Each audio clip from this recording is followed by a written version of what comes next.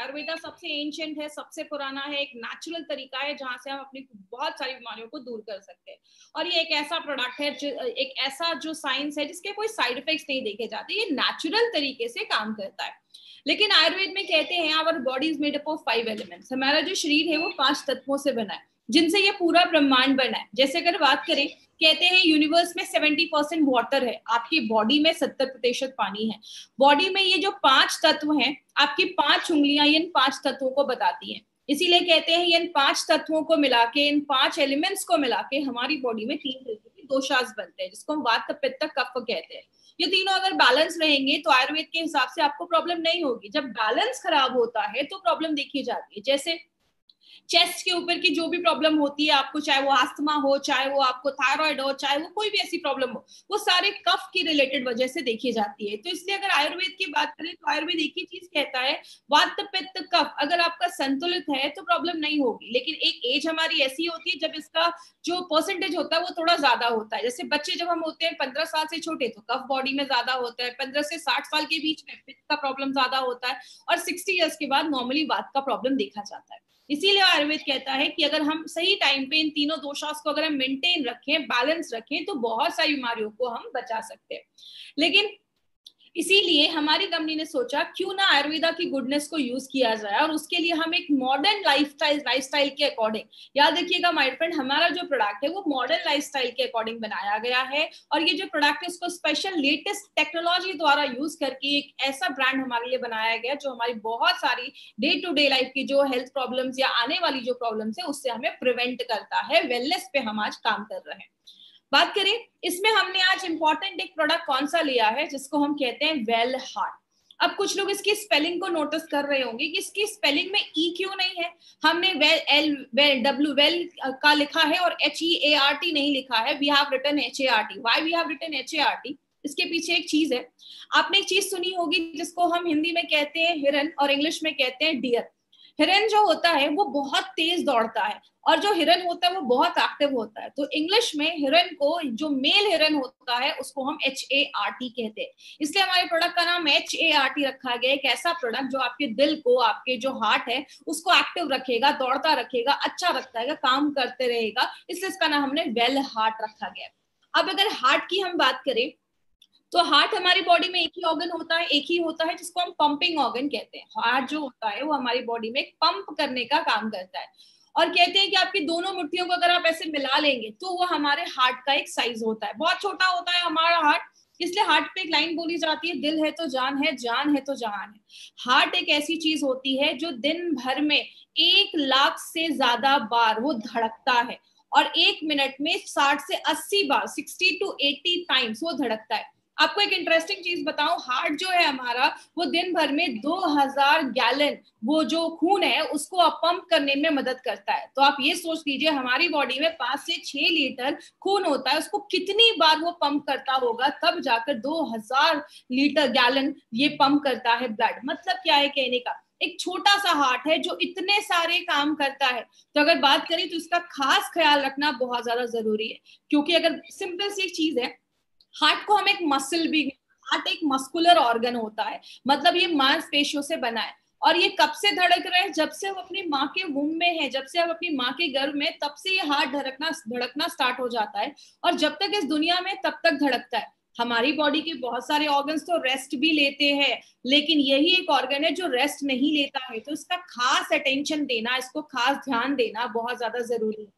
लेकिन अगर बात करें, हमने एक मूवी का टॉपिक देखा है दिल चाहता है, लेकिन एक्चुअल में हमारा दिल क्या चाहता है? एक्चुअल में अगर बात करें तो दिल जो है वो 5 चीजों की जरूरत होती है उसको। अगर हम इन 5 चीजों को फुलफिल करते रहेंगे, इसकी 5 जरूरतों को पूरा करते रहेंगे, तो हम अपने हार्ट को प्रिवेंट कर सकते हैं।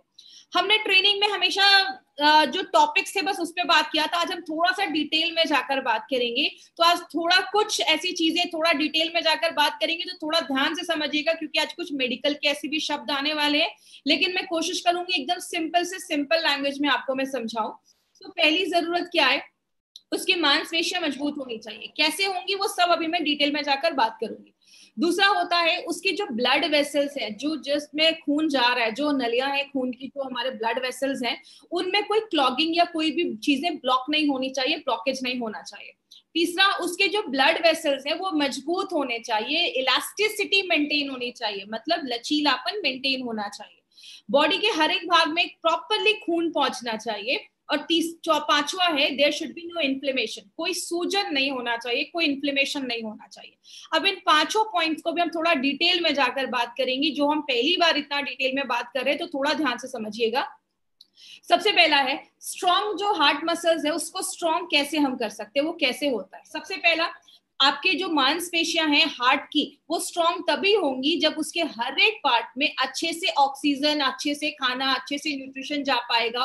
और ये सारी चीजें किस तरीके से जाती हैं, हमारे खून के द्वारा जाती है, खून के थ्रू जाती है।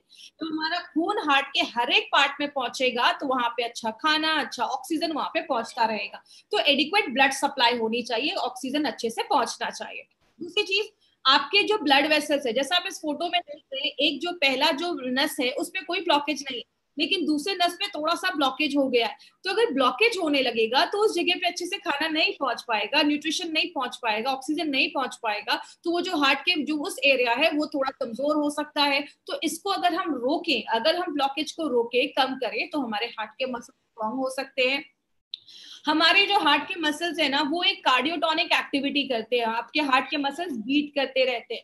जब आप नॉर्मल रहते हैं, जब आपका मन शांत रहता है, तो वो नॉर्मल हार्ट बीट रहती है। जैसे आप इस फोटो में देख रहे हैं, नीचे दो हार्ट की फोटो है, एक नॉर्मल हार्ट बीट है जब हम नॉर्मल रहते हैं, लेकिन हमें जब स्ट्रेस में रहते हैं, कुछ भी ऐसा रहता है, तो हमारे हार्ट की जो बीट होती है वो तेज हो जाती है। इसलिए अगर आपका दिमाग शांत है, आप स्ट्रेस फ्री लाइफ कर रहे हैं, अगर आप ज्यादा ही स्ट्रेसफुल लाइफ में हैं, तो आपके हार्ट पे भी इसीलिए बुरा असर पड़ता है, क्योंकि उसकी हार्ट बीट तेज हो जाती है और बहुत सारे और भी इसके प्रॉब्लम्स होना स्टार्ट हो जाती है। तो अगर बात करें तो ये बहुत सारी चीजें हैं जिससे हम अपने हार्ट के मसल्स को स्ट्रॉन्ग कर सकते हैं। क्योंकि जैसा आप सबको पता है, हार्ट एक मसल है, हम अपने बॉडी के बहुत सारे मसल को टोन करते हैं, एक्सरसाइज करते हैं, तो हार्ट के मसल्स भी अगर वेल टोन्ड होंगे तो आपकी जो हार्ट की मांसपेशियां हैं वो अच्छे से बीट होंगी और बहुत सारे आपको बीमारियां होने से वो बचाने में हेल्प करती है। बात करें, दूसरा है कि क्लॉगिंग नहीं होना चाहिए, आपकी जो नसें हैं उसमें ब्लॉकेज नहीं होना चाहिए, उसको हम कैसे रोक सकते हैं। तो पहला है, आपका लिपिड प्रोफाइल जो है वो हेल्दी होना चाहिए। अब आप ये एक चीज याद रखिएगा, यहाँ पे आप एक वर्ड नोट कर सकते हैं, लिपिड प्रोफाइल। जब भी आपको हार्ट का अपना कुछ टेस्ट करना हो या हार्ट के बारे में इंफॉर्मेशन लेनी हो, तो ये लिपिड प्रोफाइल टेस्ट बहुत सारे लोग करवाते हैं, क्योंकि लिपिड प्रोफाइल टेस्ट से हमें कोलेस्ट्रॉल कितना है बॉडी में, टोटल कोलेस्ट्रॉल, आपका ट्राइग्लिसराइड कितना है, बैड कोलेस्ट्रॉल कितना है, गुड कोलेस्ट्रॉल कितना है, ये सारी चीजें आपको लिपिड प्रोफाइल टेस्ट से पता चलती है। अगर ये हेल्दी रेंज में है तो कोई प्रॉब्लम नहीं है, जब इसका रेंज थोड़ा हाई रिस्क पे जाता है तो आपको हार्ट में प्रॉब्लम होना स्टार्ट हो सकती है, ब्लॉकेज वगैरह की चांसेस होना स्टार्ट हो सकते हैं। दूसरा है, बैड कोलेस्ट्रॉल को अगर हम कम करें। याद रखिएगा, हमारी बॉडी में दो तरीके के कोलेस्ट्रॉल होते हैं, एक गुड कोलेस्ट्रॉल होता है, एक बैड कोलेस्ट्रॉल होता है। मैं ज्यादा इसमें डिटेल में नहीं जाऊंगी, बस इतना आप याद रखिएगा। अब आपको कैसे याद रहेगा कौन सा गुड है कौन सा बैड है। LDL, उसको हम बैड कोलेस्ट्रॉल कहते हैं। LDL, एल मतलब होता है लो, इसका एक्चुअली फुल फॉर्म होता है लो डेंसिटी लाइपोप्रोटीन, लेकिन आपको इतना याद रखने की जरूरत नहीं है। LDL में एल आप याद रखिए, एल का मतलब होता है लो, लो मतलब खराब, मतलब बुरा कोलेस्ट्रॉल। गुड कोलेस्ट्रॉल में HDL, एच मतलब हाई, मतलब अच्छा स्टैंडर्ड है, मतलब अच्छा कोलेस्ट्रॉल है। तो जब भी आप LDL देखेंगे तो आप समझ जाइए कि ये बैड कोलेस्ट्रॉल को बता रहा है। तो हम अगर अपने बैड कोलेस्ट्रॉल को कम करें, अच्छा इसको गुड या बैड क्यों बोला जाता है, सिंपल सी एक चीज याद रखिएगा, गुड कोलेस्ट्रॉल जो हमारा HDL है ना, वो क्या करता है, आपके बॉडी में जो एक्स्ट्रा कोलेस्ट्रॉल है या खराब कोलेस्ट्रॉल है वो आपके लिवर तक लेकर जाने में मदद करता है, और लिवर से वो हमारी बॉडी से बाहर निकल जाता है। तो वो आपकी बॉडी के लिए एक अच्छा काम कर रहा है, जो खराब चीज है उसको लिवर तक लेकर जा रहा है और आपकी बॉडी को हार्ट अटैक जैसी प्रॉब्लम से बचा रहा है, इसलिए उसको गुड कोलेस्ट्रॉल बोलते हैं। लेकिन जब बॉडी में बैड कोलेस्ट्रॉल बढ़ जाता है तो ये क्या करता है, कोलेस्ट्रॉल को आपके आर्टरीज में, आपके जो नसों हैं उसमें लेकर जाने का काम करता है, जो आगे चल के ब्लॉकेज वगैरह बढ़ाने में मदद करता है। तो ये आपकी बॉडी के लिए बुरा काम कर रहा है, इसको बैड कोलेस्ट्रॉल हम कहते हैं। इंडियंस में एक प्रॉब्लम ज्यादा देखी जाती है जिसको हम ट्राइग्लिसराइड की प्रॉब्लम कहते हैं। इंडियंस में हार्ट अटैक का बहुत बड़ा कारण ये ट्राइग्लिसराइड की प्रॉब्लम की वजह से होता है। ये भी एक तरीके का फैट होता है। कहते हैं इंडियंस में ये प्रॉब्लम क्यों है, वो है हमारे मेथड ऑफ कुकिंग। हम अपने खाने में ज्यादा ऑयल यूज करते हैं। हर दिन हमारे हर एक चीज के हर एक आइटम में हमें ऑयल यूज करना जरूरी होता है। तो ज्यादा जब हम ऐसी ऑयल यूज करते हैं, ज्यादा हम सैचुरेटेड फैट खाते हैं, इसका मतलब ऐसा कोई चीज आपके रूम टेम्परेचर पे जमा हो, जैसे ज्यादा घी, ज्यादा बटर, ये सब चीजें जब हम ज्यादा खाते हैं तो बहुत सारे लोगों में ट्राइग्लिसराइड का जब लेवल ज्यादा बढ़ता है तो वो भी हार्ट अटैक जैसी प्रॉब्लम्स को, आगे हार्ट प्रॉब्लम्स को लेकर आता है। तो इंडियंस में ये प्रॉब्लम ज्यादा देखी जाती है। और लास्ट में अगर हम बात करें, एक और यहाँ पे एक शब्द आपको दिख रहा होगा, प्लेटलेट्स, एग्रीगेशन ऑफ प्लेटलेट्स। इसका मतलब क्या है? हमारे खून में 3 चीजें होती हैं, हम सबको पता है। आरबीसी, रेड ब्लड सेल्स, जो खून में जो हमारा हेमोग्लोबिन है।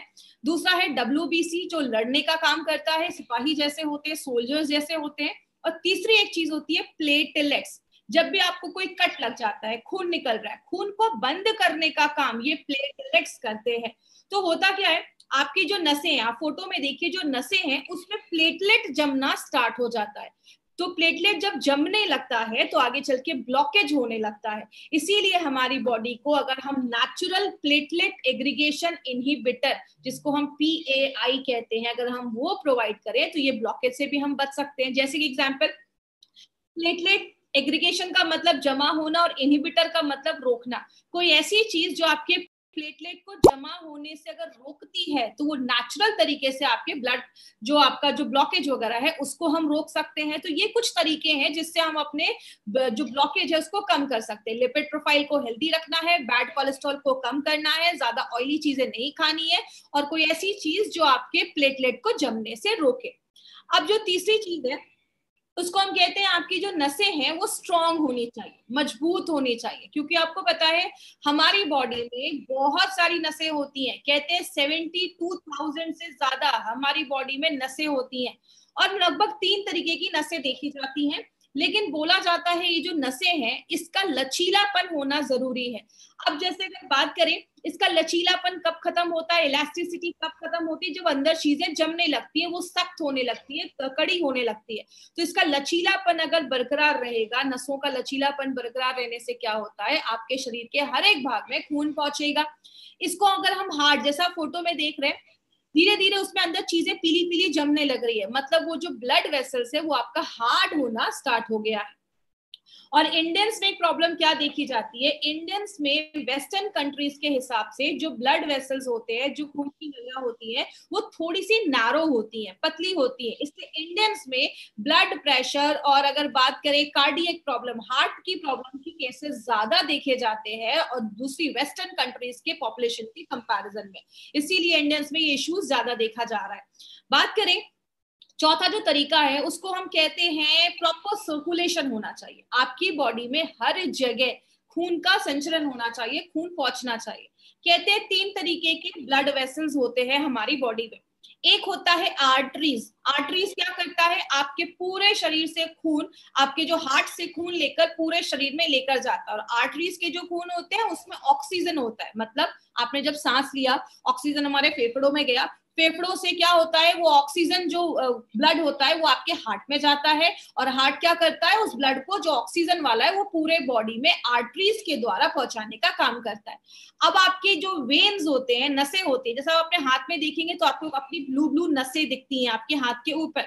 ये क्या होता है, ये जो कार्बन डाइऑक्साइड हमारी बॉडी में जो बन रहा है, ये नसें वो कार्बन डाइऑक्साइड वाले खून को लेकर आपके फिर से हार्ट की तरफ जाती हैं, और फिर वो आपके लंग्स तक पहुंचता है, और लंग्स से वो कार्बन डाइऑक्साइड हमारे बॉडी से बाहर निकल जाता है। लेकिन कुछ पतली पतली भी नसें हमारे शरीर में होती है, जैसे आपकी आंख के पास की नसें, हाथ पैर की एंड की नसें में बहुत पतली नसें होती हैं, जिनको हम कैपिलरीज भी कहते हैं। ये आपके बाल जितनी पतली नसें होती हैं, तो आप समझ सकते हैं कि इतनी पतली नसें भी हमारी बॉडी में है। तो आपकी जो ऐसे जो ऑर्गन है जहां पे बहुत पतली पतली नसें हैं, वहां पे ये जो कैपिलरीज है वो आपका ऑक्सीजन पहुंचाने में मदद करती है, और वहां से कार्बन डाइऑक्साइड जो है वो आपके वेन्स तक पहुंचाने में मदद करती है, जिसको हम माइक्रो सर्कुलेशन भी कहते हैं। जैसा आपने ध्यान दिया होगा, अगर आपने ध्यान से सुना होगा, मैंने आयुष श्वास में मुनक्का के ऊपर बात किया था कि मुनक्का हमारी बॉडी में माइक्रो सर्कुलेशन को बढ़ाता है, मतलब आपकी बॉडी के छोटे से छोटे पार्ट में भी ऑक्सीजन, न्यूट्रिशन, खाना पहुंचाने में मदद करता है। तो इसीलिए हमारी अगर कैपिलरीज मजबूत है तो हमारे शरीर के हर एक भाग में ऑक्सीजन पहुंचने में और खाने पहुंचने में प्रॉब्लम नहीं होगी। तो प्रॉपर सर्कुलेशन होना बहुत ज्यादा जरूरी है। अब लास्ट में जो ये टॉपिक है प्रिवेंट इन्फ्लेमेशन, इसके ऊपर थोड़ा सा ध्यान दीजिएगा, उसमें कुछ टेक्निकल वर्ड्स आएंगे लेकिन मैं बहुत सिंपल भाषा में आपको समझाऊंगी, आपको सारे ये शब्द रटने की जरूरत नहीं है। हमारे हार्ट में इन्फ्लेमेशन होता है, इन्फ्लेमेशन का मतलब स्वेलिंग हो गया, इन्फेक्शन हो गया, सूजन हो गया, और बहुत सारी प्रॉब्लम्स को लेकर आता है। जैसे एक प्रॉब्लम होती है एंडोकार्डियाटिस, इसमें क्या होता है, इसको मैं आप सिंपल तोड़कर मैं आपको बताती हूँ। मैंने आपको पहले भी बताया था कि जो भी बीमारी जिसके नाम के पीछे आइटिस लगा हो, spondylitis, arthritis, otitis, tonsillitis, gastritis, इसका मतलब क्या होता है, उस एरिया में स्वेलिंग है, इन्फ्लेमेशन है। एंडोकार्डियाटिस का मतलब क्या हुआ, एंडो मतलब आपकी अंदर की लाइन, एंडो का मतलब होता है अंदर, कार का CAR का मतलब होता है कार्डियो, मतलब आपका हार्ट, आपके दिल की जो अंदर की जो लाइनिंग है, अंदर के जो आपके हार्ट की लाइनिंग है, उसमें अगर कुछ स्वेलिंग हो जाए, बहुत सारे कीटाणु हमारी बॉडी के अंदर जाते हैं, अगर उसमें से कोई कीटाणु आपके हार्ट के जो अंदर की लाइनिंग है उसमें चला जाता है, वहां पे इन्फेक्शन कर देता है, उसको हम एंडोकार्डियाटिस कहते हैं। मतलब अंदर की जो लाइनिंग है उसमें इन्फेक्शन अगर हो जाए तो उसको हम एंडोकार्डियाटिस कहते हैं। दूसरी चीज, मायोकार्डियाटिस का मतलब क्या होता है, आपकी जो मांसपेशियां हैं, मसल्स जो होते हैं आपके हार्ट की, उसको मेडिकल भाषा में मायोकार्डियम कहते हैं। तो उसमें अगर इन्फ्लेमेशन हो जाए, हार्ट की मांसपेशियों में अगर इन्फ्लेमेशन हो जाए, तो वो भी आगे चलकर, आपको पता है हर साल लाखों लोग इस प्रॉब्लम की वजह से आज मर रहे हैं। और तीसरा होता है पेरिकार्डियाटिस, इसका मतलब क्या होता है, पेरी का मतलब होता है बाहर की जो लाइनिंग होती है, जिसको आप पेरीफेरी भी सुना होगा आपने एक वर्ड, पेरीफेरी मतलब बाहर की लाइनिंग। तो हार्ट की जो बाहर की जो लाइनिंग होती है, बाहर के जो टिश्यू होते हैं, उसमें अगर इन्फ्लेमेशन हो जाए, उसमें अगर स्वेलिंग हो जाए, सूजन हो जाए, बैक्टीरिया का इन्फेक्शन हो जाए, या कोई भी ऐसी चीजें हो जाए, तो उसको हम पेरिकार्डियाटिस कहते हैं, बाहर की चीजों में अगर कुछ इन्फ्लेमेशन हो जाए। तो ये कुछ टेक्निकल वर्ड से हमें इतना डिटेल में नहीं आपको याद रखना है, बस आपको मैं सिंपल थोड़ा सा एक्सप्लेन करने के लिए, डिटेल में जाने के लिए आज मैंने ये चीज बताई है। और अगर हम कुछ ऐसी चीजें लेते हैं जो एंटी इन्फ्लामेटरी, मतलब अगर स्वेलिंग इन्फेक्शन हो रहा है, उसको बचाने की कोई ऐसी चीज जो नेचुरल तरीके से काम करे, तो आपके हार्ट को अच्छा रखने में मदद करती है। जैसा मैंने आपको बताया, हार्ट बहुत सारे काम करता है, तो उसको हेल्दी रखने में हमें बहुत ज्यादा कुछ मेहनत करनी पड़ेगी। लेकिन बात करें, बहुत सारी चीजें हार्ट को खराब भी करती हैं, जैसे स्ट्रेस एक बहुत बड़ा कारण हो गया, जब हम ज्यादा स्ट्रेस लेते हैं, आपकी लाइफस्टाइल एक बहुत बड़ा कारण हो गया, हमारा खान पान ज्यादा, अगर हम बाहर का खा रहे हैं, ज्यादा ऑयली चीजें खा रहे हैं, बटर वगैरह ज्यादा खा रहे हैं, वो भी आपके हार्ट पे असर करता है। जब हम दिन भर में कोई एक्सरसाइज नहीं कर रहे, कुछ काम नहीं कर रहे हैं, जिसको बहुत सारे लोग पोटैटो कैफाट सिंड्रोम भी कहते हैं, आप बहुत ज्यादा बैठे हुए हैं, आप कुछ काम नहीं कर रहे हैं, तो ये भी एक इशू लेकर आता है। हेरिडिटी की प्रॉब्लम होती है, खानदानी भी हो सकता है, फैमिली में किसी को हार्ट अटैक की प्रॉब्लम है तो आपको भी हो सकती है। देखिए एक्चुअली मेरे हिसाब से अगर हम बात करें, हम इसमें हमेशा कहते हैं कि खानदानी प्रॉब्लम है, फैमिली में है, तो इसका मतलब ये नहीं है कि आपके दादा परदादा को है, आपके पापा को है तो आपको भी होगा। ये एक्चुअली प्रॉब्लम क्यों होती है, अगर किसी फैमिली में हमेशा से ऑयल ज्यादा खाया जा रहा है तो उसके हर एक जनरेशन को ये प्रॉब्लम होगी। अगर किसी के पापा को ये प्रॉब्लम है लेकिन जो जनरेशन है वो प्रिकॉशन ले रही है, वो ज्यादा ऑयल नहीं खा रही है, वो एक हेल्दी लाइफस्टाइल मेंटेन कर रही है, तो हम इस हेरिडिटी की चेन को ब्रेक भी कर सकते हैं। तो इसका मतलब ये नहीं कि आपको हार्ट अटैक की प्रॉब्लम पेरेंट्स को है तो आपको 100% होगी, आप उसको प्रिवेंट भी कर सकते हैं। और लास्ट में अगर बात करें एक्सेस ऑफ ट्राइग्लिसराइड, हमने पहले भी बात किया था, ट्राइग्लिसराइड भी एक तरीके का एक फैट है जो हमारी बॉडी में, जब हम ज्यादा ऑयल एक्सेस चीजें ऐसे खाते हैं, तो जो इंडियंस में एक बहुत बड़ा रीजन है, तो ये भी एक बहुत बड़ी प्रॉब्लम है। तो इंडियंस में जो मेन प्रॉब्लम है ट्राइग्लिसराइड की, हम आज उस पर काम कर रहे हैं, याद रखिएगा। इसीलिए हमारी कंपनी ने एक नोवेल फॉर्मूला निकाला है, और ऐसा फॉर्मूला आपको मार्केट के किसी भी प्रोडक्ट में नहीं मिलेगा। और उस फॉर्मूले को बताने से पहले एक चीज मैं आपको बताऊं, हम कैसे पता करेंगे कि हमारा जो हार्ट है वो हेल्दी नहीं है। तो कुछ सिम्टम्स आपको मैं स्क्रीन पे दिखा रही हूँ। पहला सिम्टम है शॉर्टनेस ऑफ ब्रेथ, आपको बहुत ज्यादा, आपको सांस लेने में प्रॉब्लम देखी जाएगी, आपको चेस्ट पेन होना स्टार्ट हो सकता है, सीने में कभी कभी दर्द स्टार्ट हो सकता है, नोजिया या वॉमिटिंग जैसी प्रॉब्लम हो सकती है, कभी कभी बहुत ज्यादा आपको नोजिया या जी मचलना जिसको हम हिंदी में कहते हैं, या उल्टी जैसी प्रॉब्लम हो रही है, डिजीनेस हो सकता है, कभी कभी चक्कर आ सकता है। हार्ट की जो पेशेंट्स होते हैं कभी कभी उनको बहुत ज्यादा स्वेटिंग स्टार्ट हो गया है, एंजाइटी होती है, चेस्ट में पेन हो सकता है, ऐसे बहुत सारे सिम्टम्स है। तो आपको कभी भी ऐसा फील होना स्टार्ट हो ना कि शॉर्टनेस ऑफ ब्रेथ है, सांस लेने में तकलीफ हो रही है, थोड़ा सा भी सीढ़ियां चढ़ रहे हैं तो हांफने लग रहे हैं, आप सबसे पहले अपना लिपिड प्रोफाइल टेस्ट जरूर करवाएं। लिपिड प्रोफाइल टेस्ट से आपको पता चलेगा कि कोलेस्ट्रॉल, ट्राइग्लिसराइड, बैड और एचडीएल जो है वो रेंज में है या नहीं। तो ये टेस्ट से हमें ये सारी चीजें पता चलती है। इसीलिए अगर बात करें, हमारी कंपनी ने ये जो नोवेल फॉर्मूला निकाला है, इसमें आपको एक इंपॉर्टेंट चीज जो याद रखनी है वो है संस्कारित मेथी। अब मेथी हम सबके घरों में यूज हो रहा है, लेकिन ये संस्कारित क्या है? संस्कारित का मतलब होता है पहले मेथी को लिया जाता है, इसको सोक किया जाता है, पानी में सोक करने के बाद इसको छोड़ दिया जाता है बाहर निकालकर। तो आपने देखा होगा जब हम मूंग या ऐसी कोई चीज स्प्राउट्स को जो हम बहुत दिन तक छोड़ देते हैं, 2-3 दिन तक, तो उसमें अच्छा खासा ना जर्मिनेशन हो जाता है, अंकुर निकल आते हैं। तो वो जो हमारा जर्मिनेटेड जो मेथी होता है उसको फिर ड्राई किया जाता है, पाउडर बनाया जाता है, और वो जो मेथी होता है इस पूरे प्रोसेस को हम संस्कारित मेथी कहते हैं, जो आपके ट्राइग्लिसराइड के लेवल को कम करता है, आपके डाइजेशन को अच्छा करता है, और एक एंटीऑक्सीडेंट प्रॉपर्टी भी है। दूसरी जो इंपॉर्टेंट चीज है जो एक सिनर्जिस्टिक वे में काम करती है, अर्जुना, बार्क और पुष्कर मूल जब एक साथ डाला जाता है, अर्जुन को आपको पता होगा, अर्जुन एक ऐसे वॉरियर थे जिनका कभी कोई जो एरो होता, जो बाण होता था, कभी मिस नहीं होता। अगर उन्होंने किसी को टारगेट बनाया है तो उस पर हिट करेगा ही करेगा।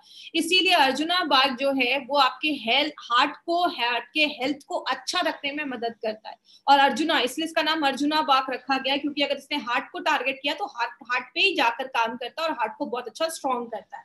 तो अर्जुना बाग के साथ जब हम पुष्कर मूल डालते हैं तो आपके मसल्स को स्ट्रॉन्ग करता है, उसको टोन करता है, और आपके जो मांसपेशियां वो अच्छे से धड़कती हैं।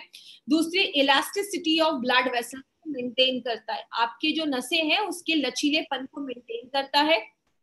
पीएआई एक्टिविटी का मतलब प्लेटलेट एग्रीगेशन इनहिबिटर, प्लेटलेट के जमने से जो ब्लॉकेज हो रहा था उसको भी रोकने में मदद करता है। याद रखिएगा माय फ्रेंड, मार्केट में ऐसी बहुत सारी मेडिसिन जो दी जाती है उसके साइड इफेक्ट्स देखे जाते हैं, और कोलेस्ट्रॉल को कम करने में भी मदद करता है। और लास्ट में हमने 3 जो जड़ी बूटियां इसमें डाली हैं जिसको हम कहते हैं मुनक्का, सतावरी और गुड़ुची, ये जो 3 चीजें हैं वो क्या करती हैं? बायो एबिलिटी का काम करती है। मतलब और जो हमने जड़ी बूटियां डाली हैं उसके जो एब्जॉर्प्शन की कैपेसिटी है या बायो एबिलिटी है उसको बढ़ाने में मदद करती है। आयुर्वेदिक टर्म्स में योग वाही जैसा वर्क करती है।